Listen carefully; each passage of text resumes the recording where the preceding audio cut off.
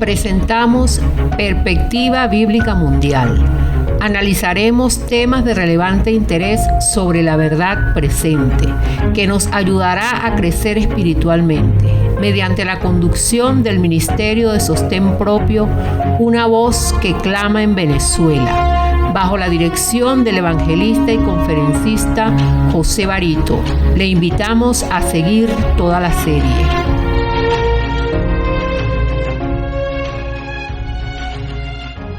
Hola, ¿qué tal?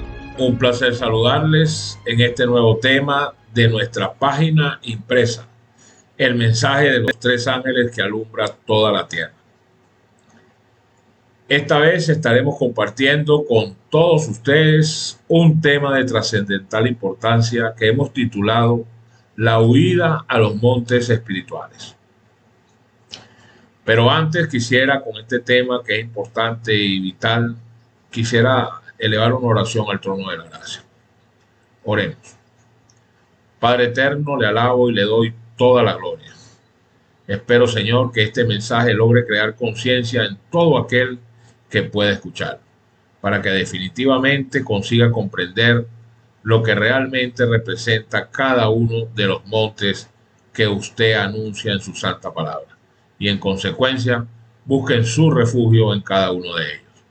En los méritos suficientes de nuestro Señor Jesucristo se lo imploramos, Padre eterno. Amén. Muy bien, distinguidos oyentes. Antes de comenzar con el desarrollo de este mensaje, quiero hacer una aclaratoria. Inicialmente no les voy a hablar como un miembro en regla de la organización religiosa que hoy nombro en este tema. No, porque hace mucho tiempo que me desligué de él, de este organismo, precisamente por las razones que les señalaré en esta intervención. Hoy día sirvo a mi Señor a través de la membresía y el respaldo que me ha dado la Asociación Internacional de la Iglesia Adventista del Séptimo Día Libre, a la iglesia que, para la gloria de Dios, hoy estoy dirigiendo. Esta exhortación la hago porque amo entrañablemente a la Iglesia Adventista del Séptimo Día, a sus miembros en general, ¿no? Sin distinción de ninguno de ellos en general, y a los hermanos sinceros que hacen vida en ella. Realmente esta iglesia misionera fue levantada por Dios para predicar la verdad y señalar el error de Babilonia y para que salgan de Babilonia. Ciertamente mi intención es simplemente pues hacer justicia en obediencia a lo que está contenido en la palabra de Dios. Sí, la escritura invoca lo siguiente, ¿no? Dice en Isaías capítulo 58, clama a voz en cuello, no te detengas, alza tu voz como trompeta y anuncia a mi pueblo su rebelión y a la casa de Jacob su pecado. Cierro comillas. Isaías 58:1. Claramente el texto nos está diciendo que, bueno, clamemos duro, muy duro, con voz de trompeta, sin detenernos, y alzar nuestra voz como una trompeta. Y dice que le anunciemos al pueblo del Señor, a su pueblo, su rebelión. Bueno, así es, pues, respetar la audiencia, triste es reconocerlo, pero obviamente se hace fácilmente observable la obra de infiltración y penetración del poder corrupto católico romano en la iglesia que Dios depositó su confianza para que levantara en alto el estandarte de su verdad ante las demás organizaciones cristianas y credos religiosos mundiales. Esa verdad es la fidelidad que debemos tener ante los mandamientos de Dios y el testimonio de Jesucristo, que es el espíritu de profecía. Verdaderamente que eso es muy lamentable, y eso es evidente cuando a simple vista se ven claramente visibles los estandartes de Roma plantados y clavados en el corazón mismo de la dirigencia de la iglesia. Y desdichadamente cada día que pasa se agudiza aún más esta trágica situación. Todo esto ha dado lugar al desarrollo de la anunciada apostasía omega, ya muy avanzada, lamentablemente, tal como la sierva del Señor lo dejó escrito en alguna de sus obras. Por eso digo que creo que se hace necesario denunciar algunas áreas porque son públicas, hay que denunciarlas públicamente, de la actividad de la iglesia donde se hacen claramente visibles estos estandartes de Roma en su seno y también de la influencia que surge del evangelio protestante liberal contemporáneo. Y algunas de ellas son las siguientes. Miren, por ejemplo, la ordenación de mujeres al sacerdocio, bien sea que sean ancianas o pastoras, y eso es una teoría dispensacionalista que obedece a la penetración de teología liberal que se ha extendido en toda la cristiandad. Otra es la errada enseñanza acerca de que Cristo asumió una naturaleza humana prelaxaria cuando vino a esta tierra, es decir, tomó la naturaleza no caída de Adán, y eso es un dogma católico, y si eso fuera así, entonces nuestro Señor no es el ejemplo más idóneo para esta humanidad, porque nosotros tenemos una naturaleza humana caída. Entonces, Cristo no pudiera ser jamás el ejemplo que debemos seguir entonces para poder alcanzar la santidad. Eso es un dogma católico y eso, por ejemplo, este servidor lo rechaza contundentemente. Otra sería la acreditación de los institutos y universidades adventistas a través de la Comisión de Acreditación de las Escuelas de Teología a cargo de los doctores Gary Reed Estrella, presidente de la Academia de Teólogos Católicos Hispanos en los Estados Unidos, y de José Labastidas, quien es el presidente y rector profesor de la Universidad de Teología de la Universidad Católica de Notre Dame. Ambos sacerdotes y autoridades representantes de la Iglesia Católica Romana. Esto es asombroso. Entonces, por supuesto que eso nos trae que tenemos que hacernos la siguiente pregunta. ¿Cómo puede ser posible que el espíritu de la profecía denuncia de una manera categórica e inequívoca, por supuesto que la Biblia, primero que el espíritu, que uno de los rasgos más características de la bestia, del poder romano que está ahí, papal, y por consiguiente de su imagen, es la violación de los mandamientos de Dios? Es decir, es un enemigo acérrimo y mortal de la voluntad de Dios. Entonces, ¿qué hace este poder romano? Es decir, la jerarquía papal, acreditando la doctrina que la condena ella misma. Eso, siempre lo he dicho, es inentendible. Es evidente que tiene que haber habido un cambio y ese cambio lo vemos es en las actuaciones que ya llevamos viendo desde hace bastante rato, y eso lo estamos viendo en la dirigencia de la Iglesia Adventista, en la corporación. Sí, obviamente estas actuaciones dejan evidencias de eso que venimos oyendo desde hace tiempo atrás acerca de que la Asociación General ha firmado un pacto de no agresión con Roma papal, y ese pacto tiene que ver con apagar, atenuar y disipar el mensaje de los tres ángeles. Claro, este mensaje es el que denuncia a Roma papal como la bestia y el enemigo número uno de Dios, porque desnuda rasgo a rasgo su identidad. Eso es una prueba evidente que la orden jesuita ha minado e infiltrado puestos administrativos de gran importancia en la dirigencia de la iglesia. Otra señal es que vienen cercenando la autoridad del espíritu de la profecía y apagando esta antorcha poco a poco hasta lograr su exclusión definitiva de la obra de la iglesia. Yo no digo que en todas las iglesias ni que todos los dirigentes lo están haciendo, no, pero hay una gran mayoría de iglesias, de organizaciones, uniones que lo están haciendo.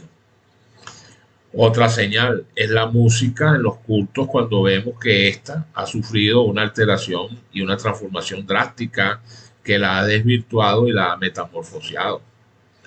Yo no digo que usted no escuche música en la semana, pero por ejemplo en el día sagrado de nuestro Señor, de la puesta del sol del viernes a la puesta del sol del sábado, y sobre todo en los cultos debe haber una música acorde, culta, una música sacra que eleve verdaderamente las expectativas de los feligreses al trono de la gracia. No es lo que se está escuchando en muchas iglesias. Otra evidencia es que se viene educando en las universidades más emblemáticas como la de Andrews y la de Loma Linda en los Estados Unidos, enseñanzas sobre oraciones contemplativas, y eso no es más que espiritismo católico. Otra evidencia más, y bien marcada por cierto, es que se vienen celebrando compromisos con Roma a través del ecumenismo, a puerta abierta y también cerrada. Y hoy día, el director de Asuntos Públicos y de Libertad Religiosa de la sede mundial de la Conferencia General ha dado suficientes indicios que lo comprometen como un enemigo de la doctrina de los tres ángeles y del día legítimo o día de reposo. Y eso es muy lamentable. Otra evidencia muy marcada, por cierto, es con respecto al Club de Conquistadores, que inicialmente nació con una buena idea para cumplir una obra misionera a través de los jóvenes de la iglesia, pero esta finalidad ha sido desafortunadamente desvirtuada.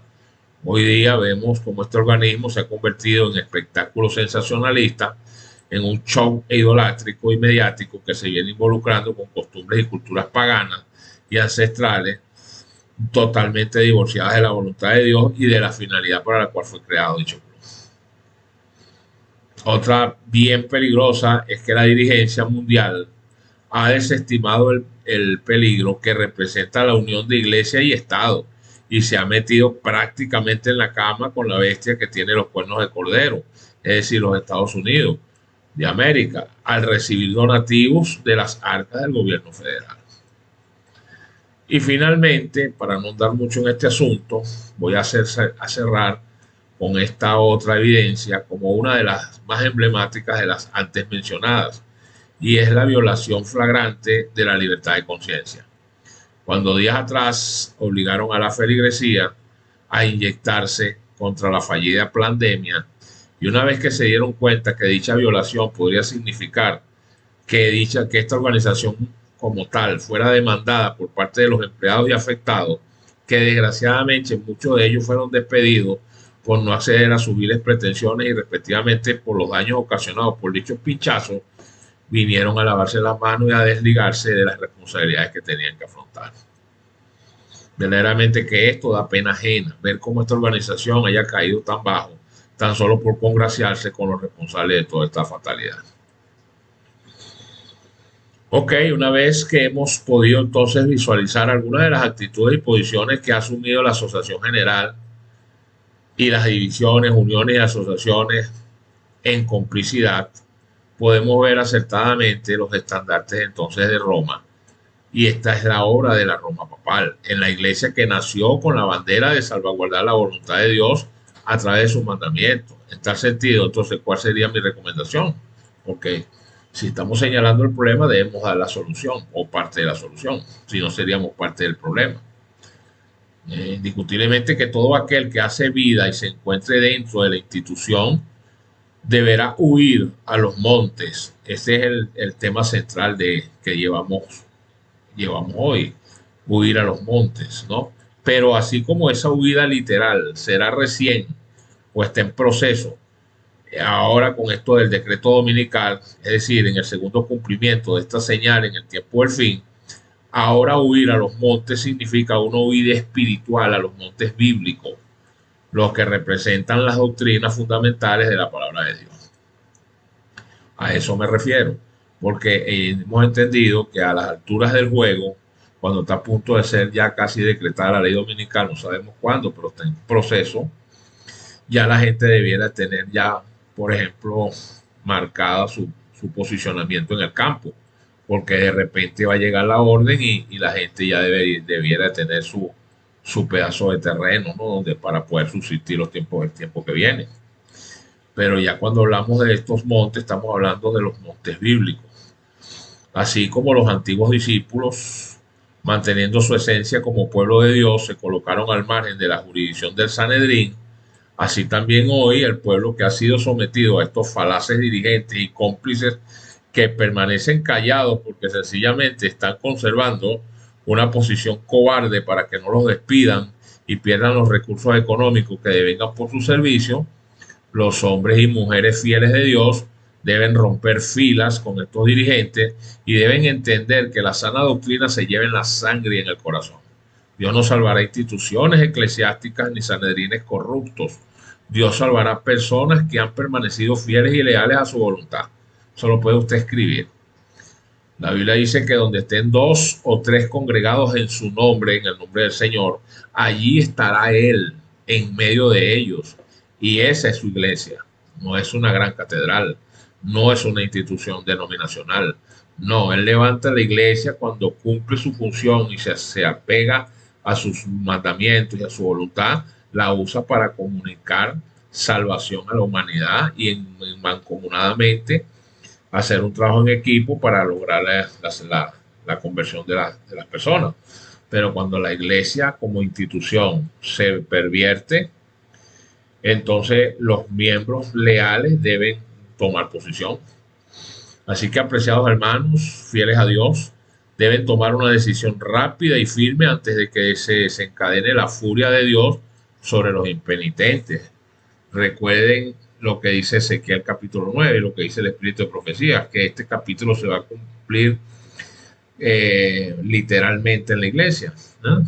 La orden que Dios da allí a los ángeles destructores, que son los ángeles pecuda, es que una vez que termine el juicio investigador, que está en pleno desarrollo en estos momentos, se ejecute la obra extraña de Jehová por su iglesia, comenzando por los pastores y dirigentes y ancianos, y seguidamente por el resto de la congregación. Luego pues irán con el resto del mundo. Esto significa que si usted no sale totalmente de la jurisdicción de la iglesia corporativa, tendrá que luchar dentro, a brazo partido, contra la disidencia y la apostasía, ya que quedarse en ella callados y con una actitud sumisa es estar bajo el mando de Roma, es participar de la apostasía, es impedirse a sí mismo el crecimiento espiritual tan necesario como preparación para recibir la lluvia tardía y enfrentar los terribles eventos finales. Entonces, si usted no tiene a dónde ir, usted tendrá que permanecer dentro, por supuesto, o permanecer en su hogar, con sus hijos, con su familia, porque donde estén 2 o 3 congregados en mi nombre que guarden su mandamiento, es la iglesia del Señor. Eso es solo un paso. Si no se huye a los montes de la palabra de Dios, si no nos dedicamos a un profundo estudio de la Biblia para alcanzar una experiencia espiritual completamente diferente de la que hoy se está enseñando dentro de la corporación, pues serán dejados atrás. Ahora, veamos tan solo algunos de los montes espirituales, los más emblemáticos de la palabra de Dios, a los que hoy necesitamos huir.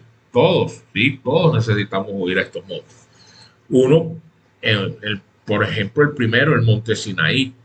Fue allí donde se ratificó la ley eterna de Dios. Ahora, ¿cuánto hoy necesitamos repasar y poner por obra con fidelidad absoluta el significado de los 10 sagrados mandamientos? Entonces es necesario que huyamos al monte Sinaí. Otro de los montes, el monte Calvario. Ahora, ¿qué representa este monte?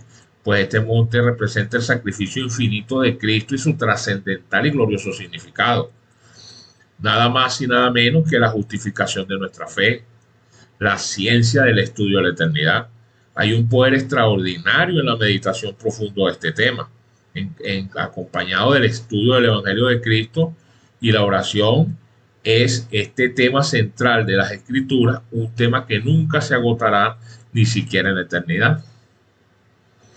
Otro monte, el monte Carmelo, donde Elías tuvo su gran victoria ante todo Israel. Este monte representa el triunfo de los profetas. Entonces, es así que necesitamos hoy subir al monte Carmelo y estudiar lo que el espíritu de la profecía nos tiene que decir junto con la Biblia. ¿Por qué? Porque ambos debieran ser estudiados detenida y sistemáticamente por el pueblo de Dios. Pueblo sin profecía, dice la Escritura, que se desenfrena. Otro monte que debemos entonces acudir es el monte de Sión, que representa a la iglesia de Dios, el pueblo fiel que guarda sus mandamientos, que es el objeto de la suprema consideración divina. Otro monte, el monte de las bienaventuranzas, que fue donde Jesús dio su maravilloso sermón del monte, en la que delineó maravillosamente el carácter cristiano, el carácter que todos los que queremos entrar en el reino eterno debemos desarrollar por la gracia de Dios. Ahora, ¿cuánto necesitamos subir a ese monte los hijos de Dios de esta generación? Otro monte, el monte Ararat. Sí, el monte Ararat, donde reposó el arca de Noé con una preciosa familia cristiana dentro. Este monte representa el triunfo de la familia cristiana, con un importantísimo mensaje para los hijos de Dios de estos días tan peligrosos para la familia cristiana. con eso del lobby LGBTI, con la ideología de género, con toda esa perversidad. Ahora, ¿cuánto necesitamos subir al monte Ararat y aprender de Noé cómo salvar a nuestra familia, a nuestros hijos, en medio de esta generación tan perversa? Otro monte, el monte de la transfiguración, donde Jesús, nuestro Señor, se encontró con Moisés y con Elías. Esta es una representación en miniatura del día glorioso cuando nuestro Salvador vendrá a la tierra glorificado. Los muertos justos resucitarán y los justos vivos serán transformados. O sea, contemplemos entonces de antemano esa escena y estudiemos la doctrina de la resurrección, íntimamente ligada a la doctrina de la inmortalidad del alma, contra el gran engaño de Satanás que abre las puertas del espiritismo, porque el mundo entero cree en espiritismo. Ahora, el otro monte es el monte de los olivos, donde Jesús dio las señales de su venida y las amonestaciones para la preparación del pueblo de Dios en varias parábolas de suma importancia, que nunca debiéramos dejar de reflexionar en ellas, como por ejemplo la parábola del siervo necio, la de las 10 vírgenes, la parábola de los talentos, la de los juicios de las naciones, y etcétera, etcétera. Hay 30 parábolas aproximadamente.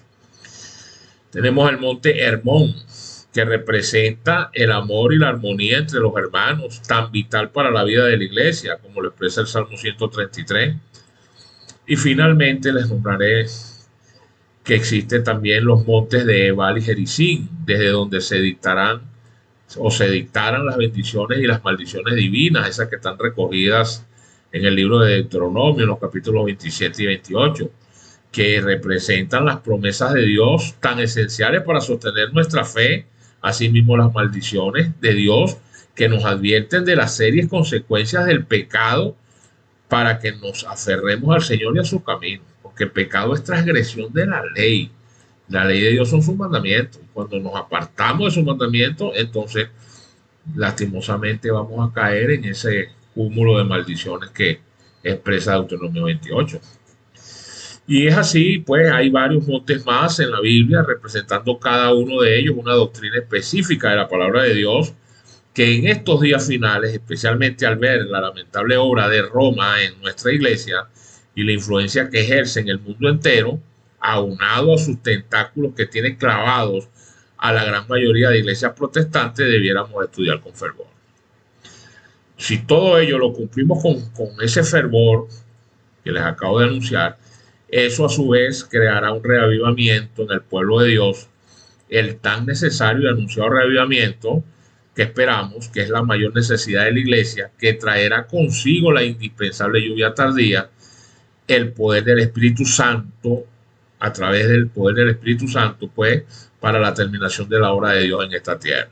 Y es el triunfo final del pueblo de Dios, la grandiosa y esperada venida del Señor y la herencia eterna de sus santos en gloria. Al fin, después de haber pasado por la gran tribulación, el gozo eterno, tanto para usted, distinguido oyente, como para este servidor y para todos los que amen su venida. Finalmente, y para culminar este tema, solo me resta decirles que ha llegado la hora anunciada por Jesús. Estamos a punto de ver esto. Por tanto, cuando veamos en el lugar santo la abominación desoladora de la que habló el profeta Daniel, el que lea que entienda, entonces los que estén en Judea huyan a los montes. Mateo 24, 15 al 16. Esto está a punto de ser ya puesto, ya está puesto en marcha, que es la ley dominical, es la violación a los mandamientos de Dios, en este caso el cuarto mandamiento, que es decretar el día domingo como día de reposo mundial, a través del obispo de Roma y toda la gente que le sigue, que son las Naciones Unidas, la Unión Europea y toda la gente que lo van a apoyar. Pues ese es exactamente el último evento prácticamente indiscutible que nos hacen huir a los montes, a las montañas literales, a buscar resguardo porque comienza la persecución. Pero antes de eso, como les estoy diciendo, en este momento debiéramos huir a los montes espirituales que les acabo de nombrar. Y recuerden que Dios honrará a los que le honran. Primera de Samuel 2:30. Así que Dios les bendiga. Les habló desde los estudios de Perspectiva Bíblica Mundial en Venezuela el pastor José Barito. Shalom para todos.